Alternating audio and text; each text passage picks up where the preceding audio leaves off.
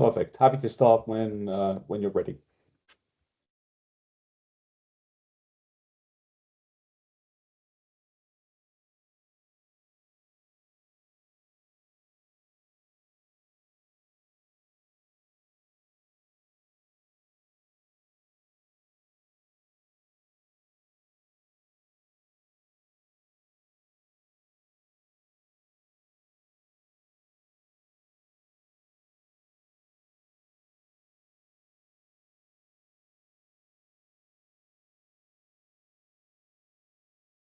Good afternoon, one and all, respected faculty member and students, and dear Anthony and Jitendra ji for this today's session. So, as you all are aware that today's session is on MarketPsych. So, I would like to request Mr. Anthony to please proceed with the session. Mr. Anthony, please proceed. Certainly. Okay, so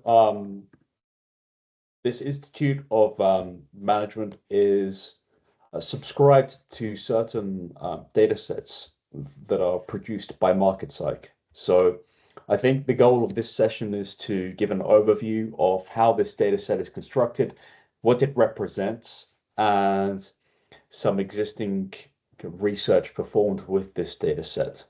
If that sounds good, Dr. Hemendra, I'll load up some slides and we can run through them.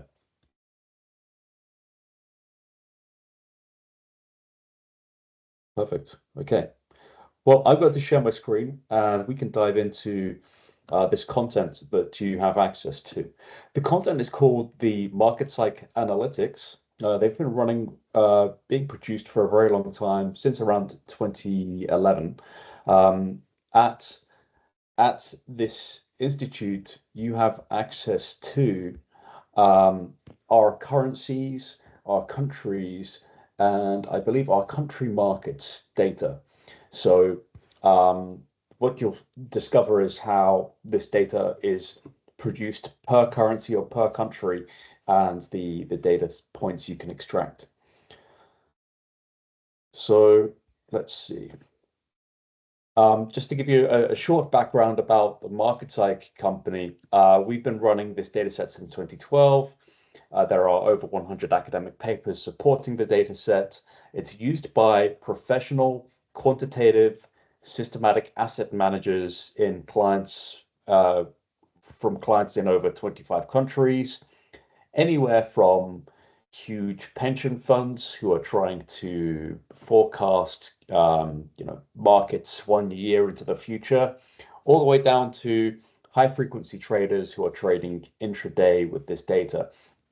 They will consist of anyone from equities, currencies, or derivatives markets, futures, commodities, and their goals differ depending on their turnover constraints, their asset universe, but each one subscribes to this data set knowing that being able to track online information flow and investor perceptions about assets is important, because if you're not aware already, as of the last few weeks, perceptions communicated online have a very strong impact on share price volatility, on the stability of a currency, on stability of commodities. So, people will use it for direct trading. Others will use it for global macro fundamental forecasting, like the CPI or interest rates, or forecasting economic growth or unemployment, which are all useful in trading or economic monitoring scenarios. So the MarketPsych Analytics, which you have access to, at the core of what we're doing is we are taking unstructured textual data from thousands of financial news and social media sources, running all of this through our natural language processing engine, and then producing structured data in the form of time series. So these are minutely, hourly, daily data points per asset that we track, that allows us to capture that information flow online. The natural language processing engine itself is a series of NLP tasks that grouped together provide structure to that unstructured content. Some motivation for why this matters. Well, if we look at, say, two moving averages of sentiment of crude oil, and then we also plot those moving averages against the actual front month contract for oil, we see a very strong correlation between sentiment and the actual value of these assets. So just for context, in this graph, we're just using blue shading to denote excess short-term positivity and then red shading to denote negativity. So you can see the correlation there. And one of the really powerful aspects of this data set, and the reason it's used by quantitative hedge funds, pension funds, mutual funds around the world, is that this is a data set and it's not been engineered to look predictive. So we haven't already combined this with price data. So from a quant's perspective, this is very clean. It's a pure NLP based data set. And so when you see a correlation like this, it motivates one to explore that there must be some potential value. There's some intrinsic correlation between perceptions, market sentiment, and the asset value in the assets we cover. So some really high quality research has already been done on this, including papers published in the top tier journals like the Journal of Finance, the JFE, Journal of Behavioral Finance. So there's a lot of academic research out there already.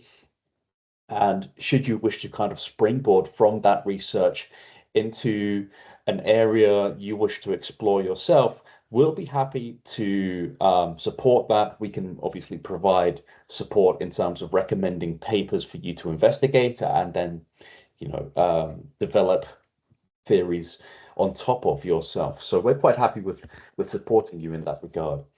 What I'll do is I'll run through an example of what the MarketPsych content, how the content is constructed for now, and then we'll get into some what the data looks like, and then some of the research. So again, what we're doing is converting unstructured textual data into structured time series data, which is perfect for data science, time series modeling, machine learning, event studies, case studies around major geopolitical events like the global financial crisis or COVID-19, or even just the administration of a particular US president. All sorts of research scenarios can be explored with this data set, because what we're capturing is a strong representative of global financial sentiment and attention about all global assets. So bear in mind you have access to countries, currencies, and country markets data. What this means is that this slide is relevant. So in this case, this is how we resolve sentiment for currencies. So in this case, we have a pool of around 4,000 financial news and 2,000 social media websites. On the financial news, this includes the Reuters low latency feed, Bloomberg, BBC, Wall Street Journal, Financial Times, all of the most prevalent and high quality international news wires, as well as domestic news sources, the Indian Times, Hindustan Times, many high quality domestic sources that, in fact, we tried to cover the top 10 sources per country. And then also the top 10 sources per industry, as well as asset class specific sources as well. On the social media side, we'll also track Reddit and Twitter and StockTwits, Truth Social, the platforms where the global chatter about these assets of interest occurs. So with this coverage, we really try to make a comprehensive representation of the global community so that we can track that attention in real time. And bear in mind, this data that you have access to also goes all the way back to 1998. So we capture a lot of more point in time relevant sources like hot copper or raging bull, which nowadays everyone just goes to Twitter or Reddit to communicate their trading ideas. But in the 2000s, Excuse news, me, yeah, excuse me. Good afternoon, and Mr. Anthony. This is Professor Archana here, hi. Chairperson PhD. What our students are mainly, they are texting me that they have gone through the introduction of this database and they are much Perfect. aware of. So can we just help? Can you just help them with how to log in, what are the data sources, how to extract the data in a Excel format, or what are the things, what are the parameters that are available? Okay, so this is the message that I'm getting from the students. So Oh, can you help sure. with that? Yes. Yeah, that's okay. That's perfectly fine. As long as everyone's got the overview already, that saves time. Okay, so the market site data you have access to is delivered via API. So what I would recommend is one user downloading the data from the API and then saving it locally at the Institute of Management so that you can collectively access that data from your local area at any time. So we do have a Jupyter notebook that supports downloading the data. Let me just demonstrate what that looks like. I'll just load it up for you. Let me just share my screen.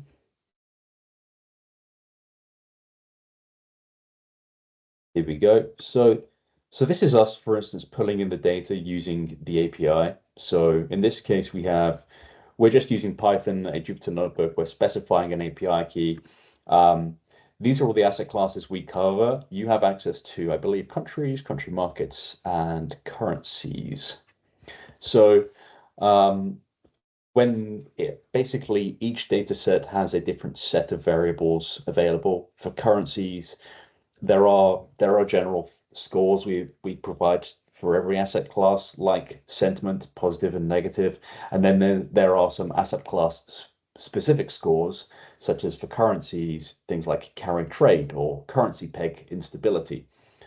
There's a data dictionary here available via API, so you just pull that in using the asset class you're interested in, which is currencies, the endpoint, specifying the API key, and then pull that data in. So again, I would really recommend that one user does this and then makes the data available to everyone internally, especially if you have a kind of internal resource framework or an intranet that this can all be accessed from, because multiple requests to this API may come up against a rate limit, especially seeing as the data you have access to can be available in minutely, hourly, and daily formats. So if multiple users are accessing minutely data all the time, then that can slow it down and potentially pause it. So also just to note, what the MarketPsych content does is aggregates everything per source type and then pushes that as a minutely, daily, or hourly time-stamped data point per asset. So news is one source type, social media as another. We said also let's track only headline related sentiment, and then let's also combine them together into a news and social feed. So those are the four types of aggregation. To show you really what the data looks like, here's an example. So in this case, I believe we're looking only at news, and I do recommend during your testing that you isolate news and social media separately if you're going to test the validity or power of an individual source. But this is what it is. So you have asset timestamps. Here's the Chinese yuan, timestamped data per source type, and the content really are these vectors or this vector of scores. So mentions and buzz are strong proxies for attention towards this asset. So you can see that the Chinese yuan is getting significantly more attention than the New Zealand dollar, which is to be expected. And then the context behind all of these phrases mentioning the euro or the Chinese yuan is that are these scores. So what's the excess positivity or negativity towards the yuan, or what's the positivity, what's the price forecast. So all of these scores can be resolved per asset, per point in time. So you can track that sentiment across time.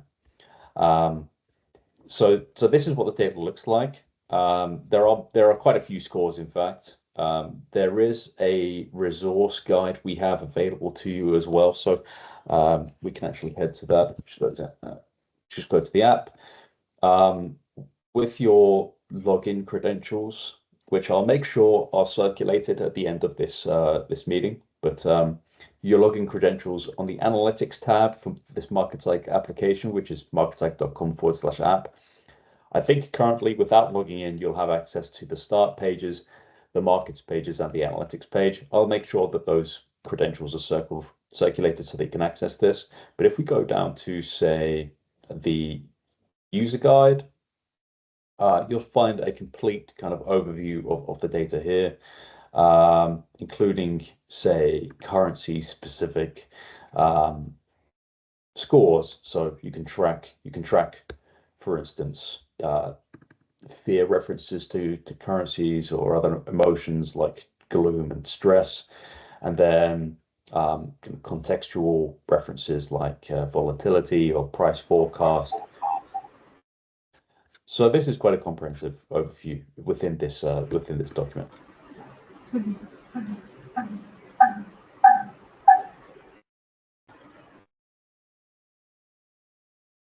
And then if you want to visualize this data, this portal is very useful to start with. So without having to pull in the data via an API, you can just load it into some charts. So this is the currencies overview.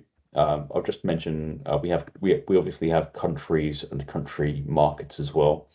So here you can see the general sentiment towards the dollar and the actual dollar value. You can see which assets are most highly featured by attention from social media sources. It's the usual suspects, of course, but then also looking at changes in these scores can be quite interesting as well. So for some reason, the Israeli shekel has gone from being quite highly perceived to quite negatively perceived over the past 90 days. And so you can see that kind of ranking here, and then which currencies are receiving more attention here as well. So just two thoughts here. There are ways to frame this data to represent the hypothesis you want to test. If you want to perform some cross-sectional comparison of currencies, then maybe it's useful to look at the absolute value of each of these scores and compare them across a market. So how does the US dollar sentiment compare against the euro and the Chinese yuan? So that's one way of doing it. But then if you want to look at changes in these scores, the relative score to its history, that's another way to view the scores as well. So in this case, we have, say, changes in the scores being depicted here, and each one has its value. So there is an important step in this data pipeline, which is feature engineering, and we have quite a lot of academic research to support that. So if I go down to our research studies section, we have a recommendation for data transformation to represent sentiment on a 5-day or a 1-month kind of average, or we can go to our internal currencies papers, some pretty good papers here, as well as the external currencies or country markets papers as well. So from here, this is where the value is. So if possible, I really do recommend making sure that this data is internally available rather than everyone access the API at once, especially because the way that the API works is that you either access all of the data for one asset, or you download the full archive. So here, for instance, we're downloading each of the archived months worth of data. So you download 1 month at a time. And then you store that locally, and then you can stitch the local monthly files together to create a full archive. So I'll share this notebook with you as well afterwards, of course. So for instance, here's the data again, so you can see just the same kind of content. You can see a social separation from news here. All of it's available in this format. So yeah, that's a broad overview of how to access the data. I'm open to any questions if you have any, and yeah, if anyone wants to understand kind of the existing research on it or where to go from here, I'm happy to support you.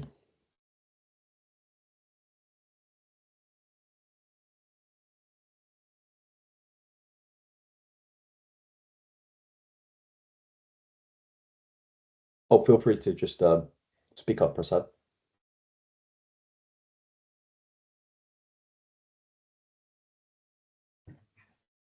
Saurav, you can ask questions.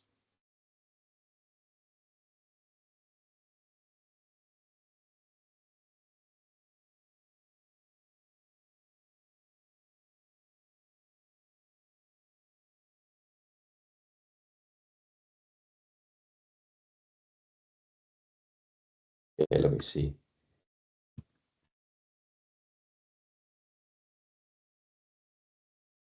And perhaps to just give you a bit more overview on the context behind this data and how it's currently used, I can just run through some of the research. Let me just do that. That helps everyone kind of understand. Share my screen.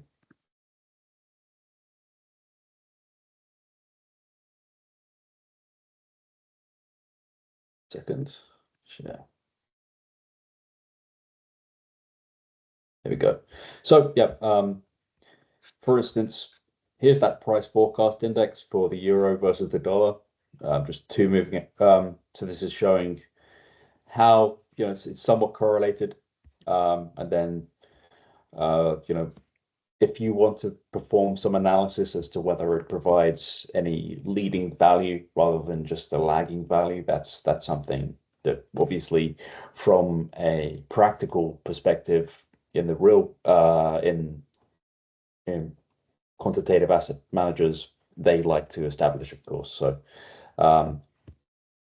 some of the examples of research include an improvement of the traditional carry trade strategy. So carry trade is essentially where you're trying to generate value from currency fluctuations, so or relative currency valuations. So you tend to go long the currencies with the highest forward premium and short the currencies with the lowest forward premium, aka the currencies with the highest or lowest interest rates.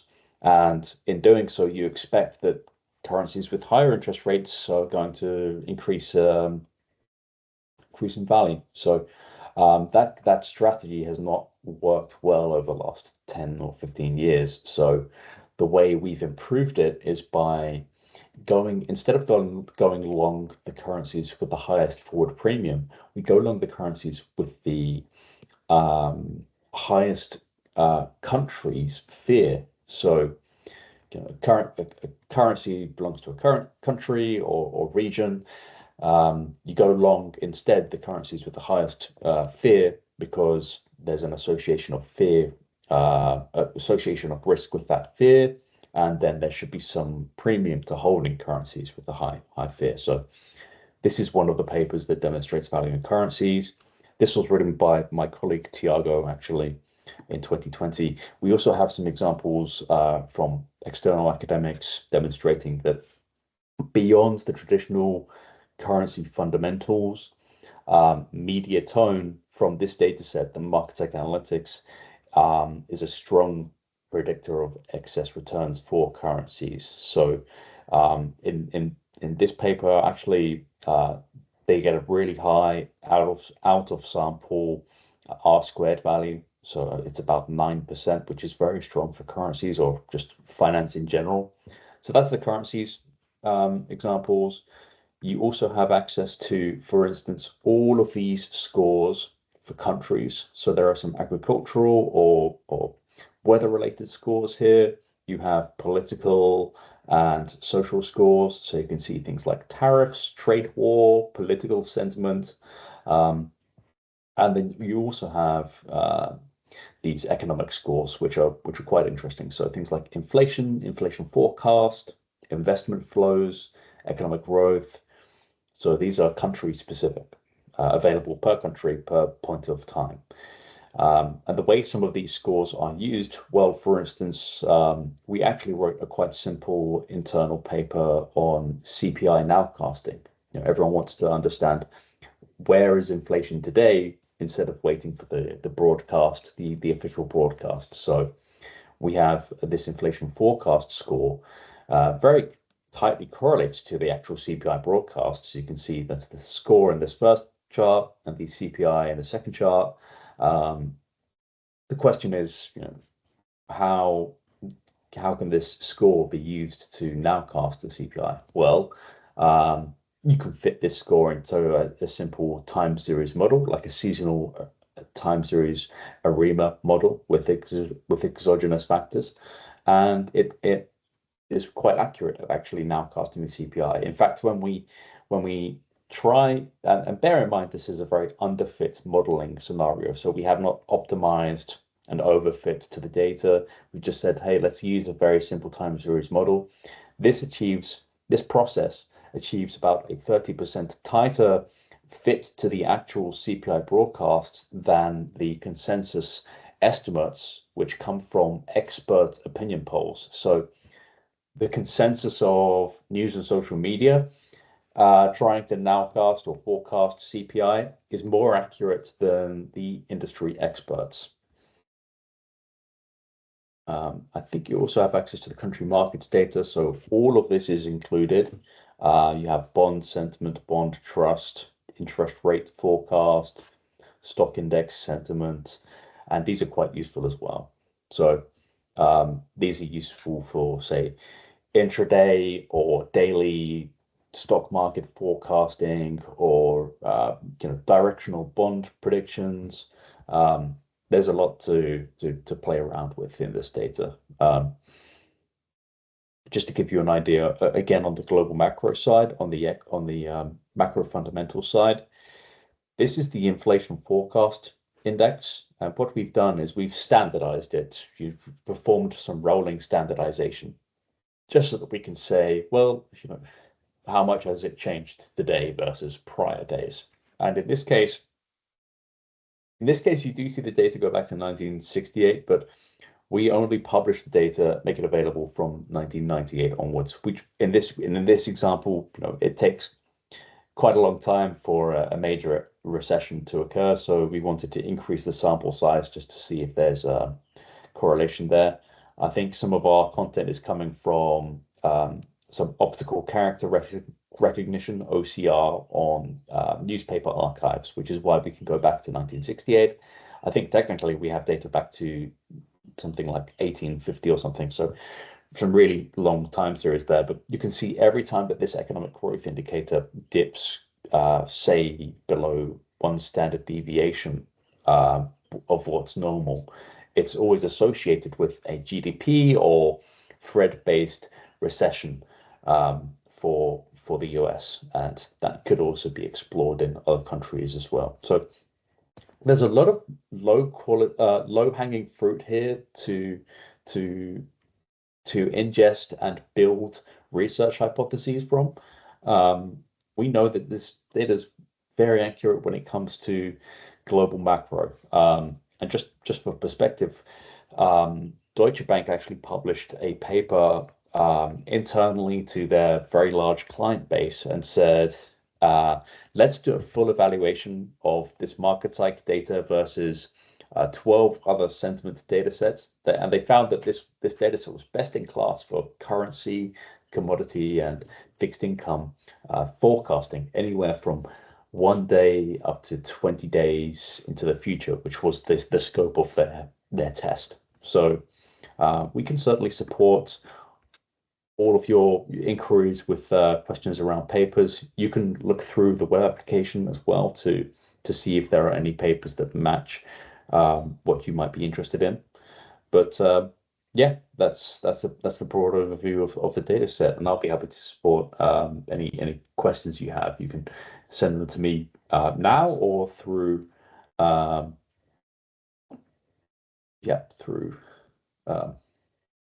through my email. Surav, I certainly can go through the construction process. Let me just give you an idea.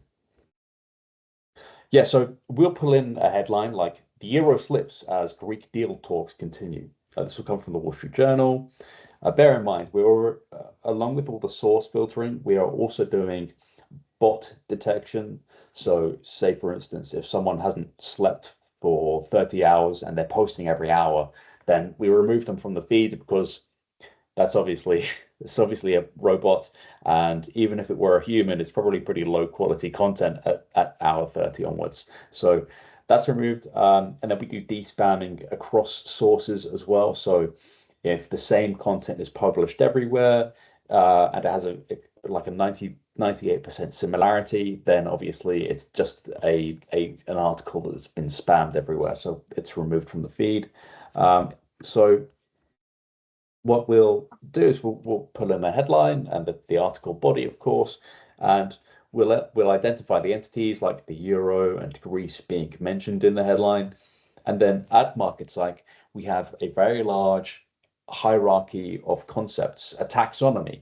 So these are events, themes, emotions that are contained in the text that, based on the sentence structure, we then map back to the entities being discussed. So that's obviously using sentence dependency parsing as one of the NLP components.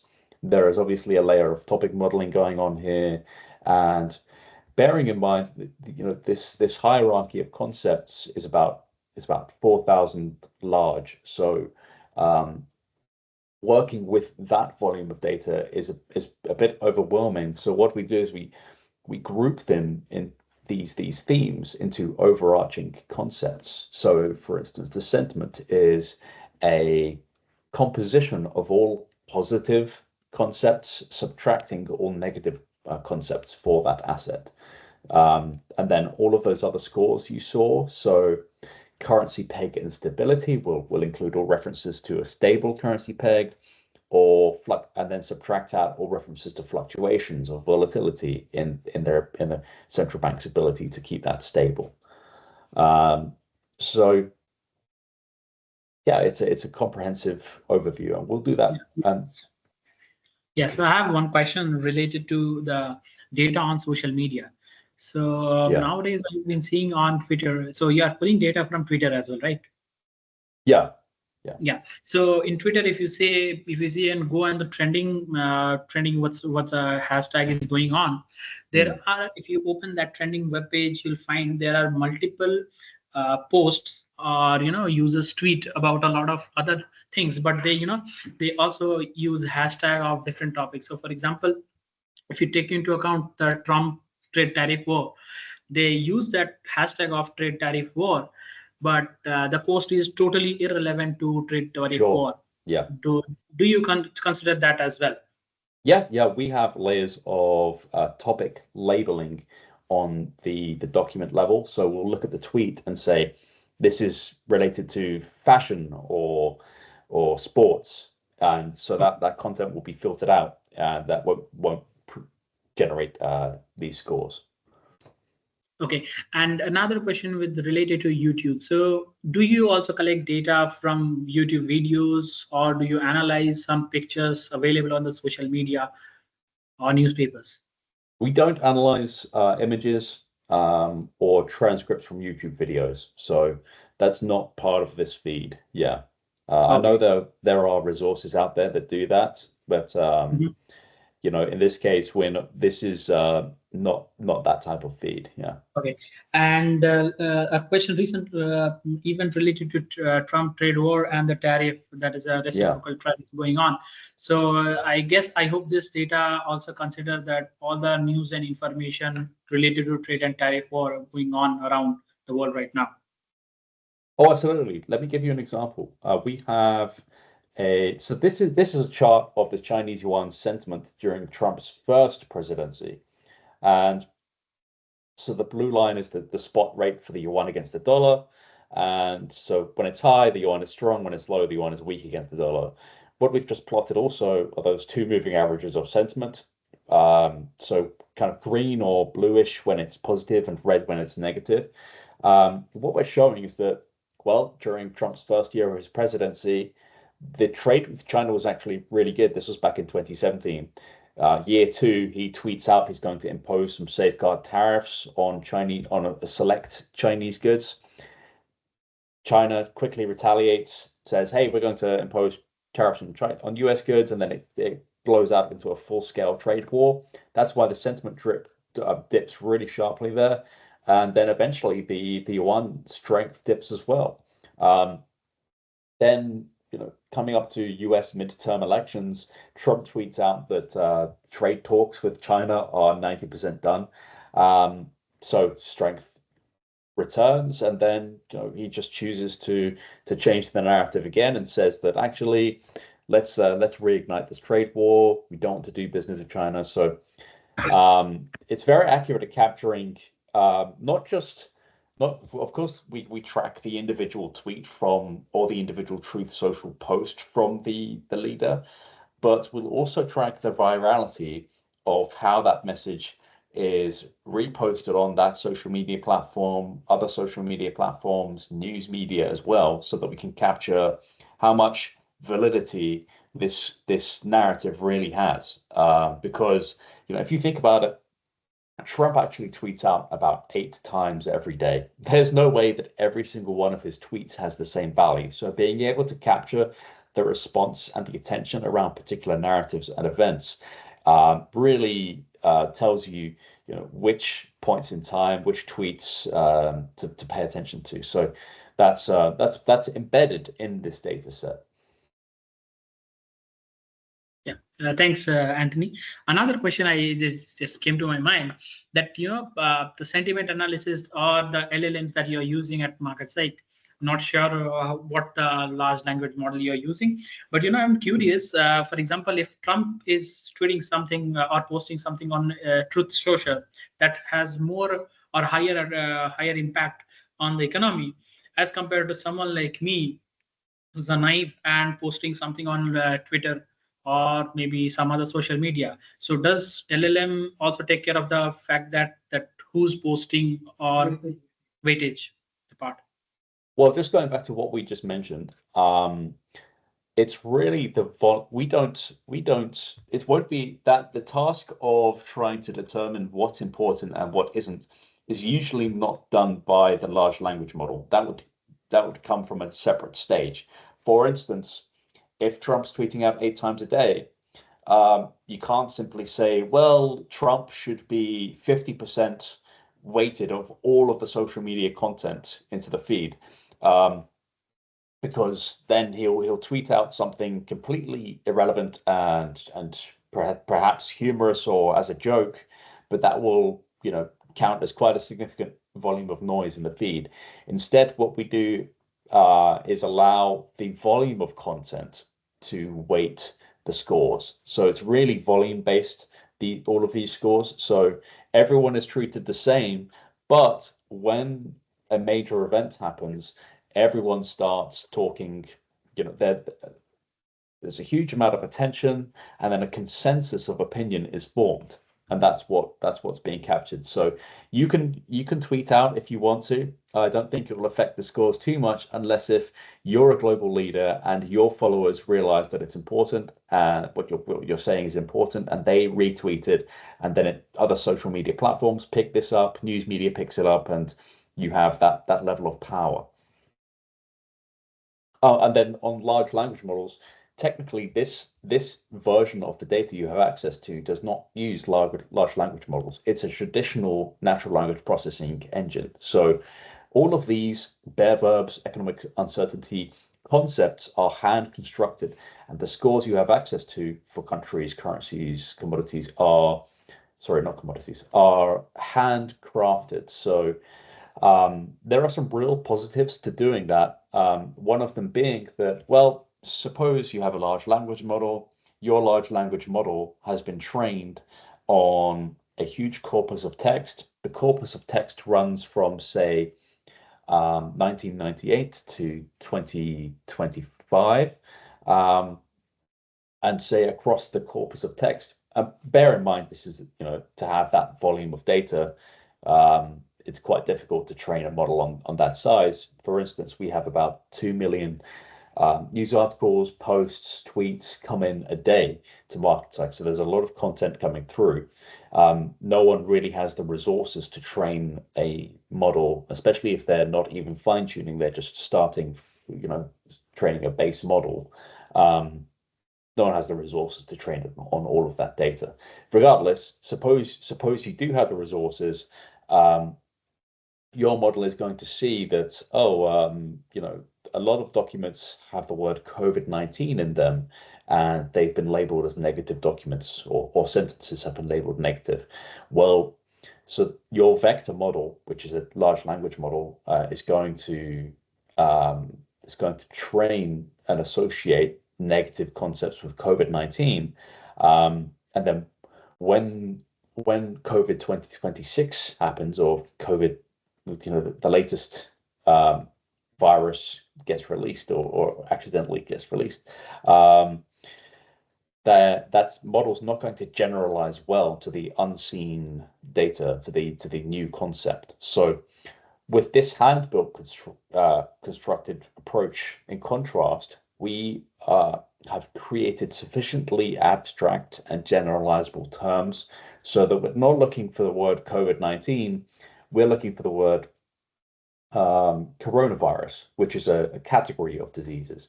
We're looking for pulmonary infectious disease, or pneumonia like respiratory illness.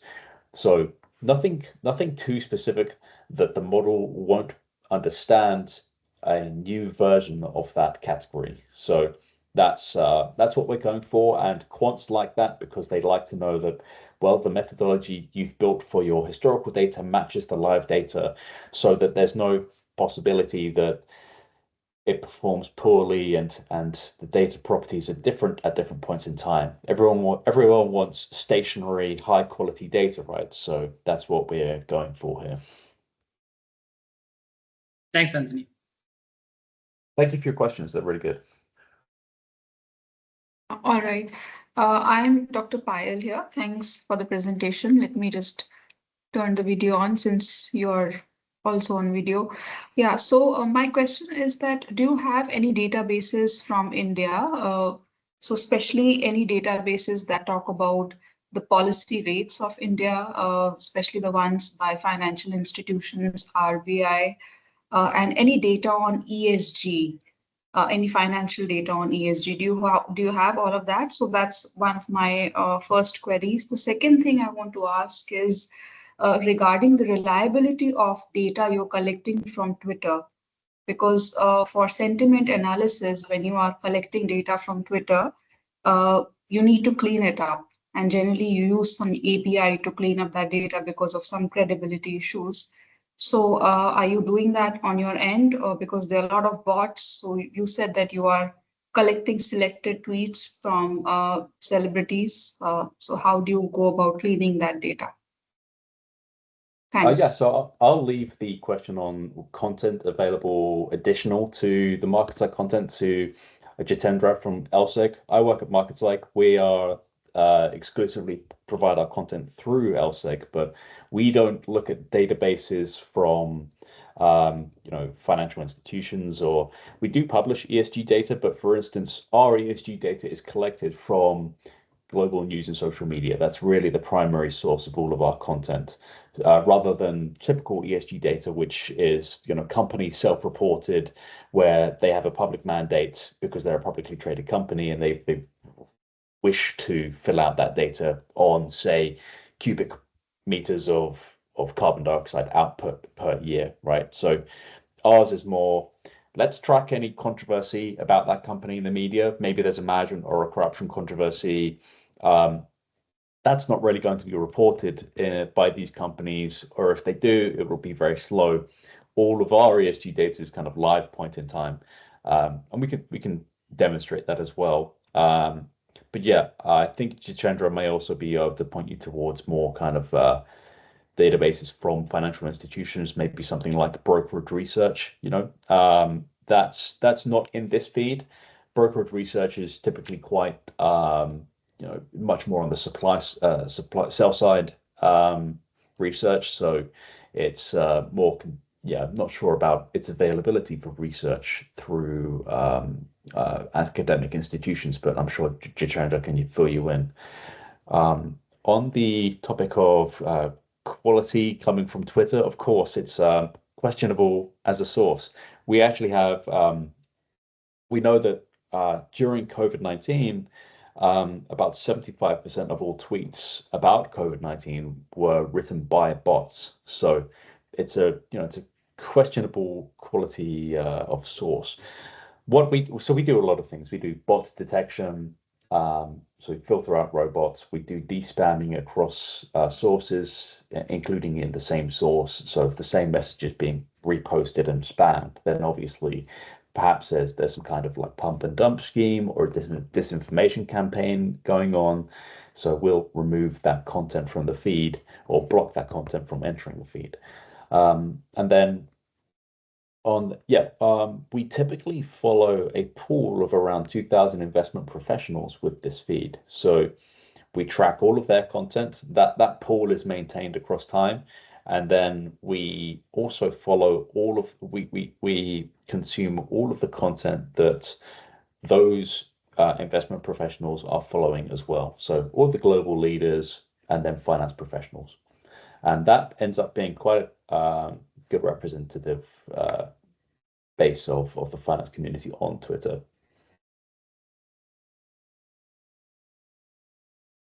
Okay, thank you so much. I didn't get your response on the databases for India. What did you say has most of the India. resources?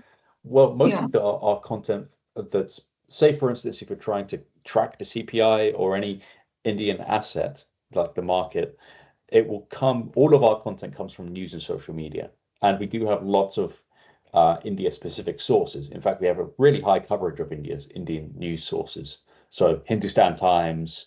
I can't name all the most prevalent sources off the top of my head, but I can send you a list afterwards of, say, the top 10 sources contributing to, say, the Indian asset markets from our feed. But yeah, it's only news and social media content, including international news wires. Of course, they will also talk about Indian assets as well. All right. Okay, thank you so much. Perfect. Okay, well, does anyone else have any questions on the MarketPsych content? Just to clarify, I will follow up with your API credentials to this data. I'll also send a Jupyter notebook, a Python Jupyter notebook, which allows you to access the API, and I'll send over the credentials that are required to access the online resources. Yeah, and Anthony, apart from that, please share the link of this video as well with the library team so that they can access this recording at a later stage as well. Yeah, sure. Perfect. All right. Well, if there are no further questions, I'll just say thank you for your attendance here, and I hope you create some value with this data set, some interesting research. Yeah, thank you, Anthony, for the session, and thank you everyone from Bodhgaya IIM for attending this session. If there are any follow-up questions, please let us know. We are happy to help. Thank you. Thank you. Thank you.